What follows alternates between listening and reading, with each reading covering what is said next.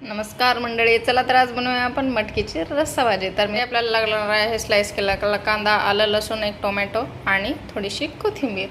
मी सुरुवातीला कढईमध्ये थोडंसं कोरडंच 2-4 थेंब तेल टाकून कांदा, आलं, लसूण हे भाजून घेतलेलं आहे। बाजूला ते सरकवून खोबरं थोडंसं खिसलेलं ते भाजून घेतलेलं आहे। नंतर टोमॅटो टाकायचे आणि हे सर्व मिश्रण कोथिंबीर टाकून छान बारीक वाटून घ्यायचं। कढईमध्ये तेल गरम करून घेतलं, त्यामध्ये थोडेसे जिरे टाकले आणि वाटलेलं वाटण टाकलं आणि ते छान मस्त तेल सुटेपर्यंत परतून घ्यायचं। ऑलरेडी त्याला आपण भाजून घेतलेलं आहे, म्हणजे त्याला जास्त वेळ लागत नाही तेलामध्ये परतायला।